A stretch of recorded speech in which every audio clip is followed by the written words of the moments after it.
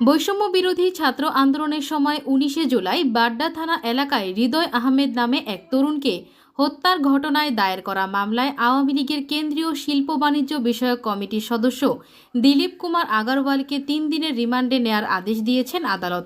দুপুরে ঢাকার metropolitan magistrate আদালতের বিচারক মেহেদী হাসানের আদালত এই আদেশ দেন।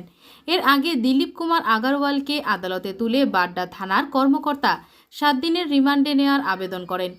এ সময় রিমান্ড বাতিল চেয়ে জামিনের আবেদন জানান আসামি পক্ষের আইনজীবী। অপরদিকে মামলার ন্যায় বিচারের স্বার্থে রিমান্ডের পক্ষে যুক্তি তুলে ধরেন আইনজীবীরা।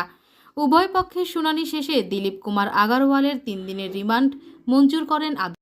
বৈষম্য বিরোধী আন্দোলনের ১৯শে জুলাই দুপুর ২টায় বাড্ডায় যে হত্যাকাণ্ড হয়, হৃদয় আহমেদ নামে একজন খুন হয়, বহু লোক হতাহত হয়, সেই ২০ নম্বর এজাহারনামী আসামি দিলীপ আগারওয়ালকে আজকে গ্রেপ্তার করে আদালতে আনা হয়। রাষ্ট্রপক্ষ ৭ দিনের রিমান্ড চায়। আমরা রাষ্ট্রপক্ষে রিমান্ড আবেদনের শুনানি করে আমরাও রাষ্ট্রপক্ষে 7 দিন রিমান্ড চাই এবং আমরা বলি অবৈধ আগ্নেয়াস্ত্র এবং এই খুনি মিশনে যারা যারা গুলি করেছে তাদের তালিকা উদ্ধার করার জন্য এই এই এই প্রভাবশালী আসামি, এই বিত্তশালী আসামির 7 দিন রিমান্ড আমরা প্রার্থনা করি। আদালত সন্তুষ্ট হয়ে 3 দিনের রিমান্ড মঞ্জুর করে। তারপর আসামি পক্ষ চিকিৎসার জন্য একটা আবেদন দেয়, সেখানে আমরা রাষ্ট্রপক্ষের একটা জোরালো আপত্তি করি, যেহেতু সে রিমান্ডে আছে এখন তার এবং হাইকোর্টের নির্দেশ অনুযায়ী তার রিমান্ড আদালত মঞ্জুর করেছে। এই পর্যায়ে তার চিকিৎসার আবেদন শুনানির কোনো সুযোগ নাই।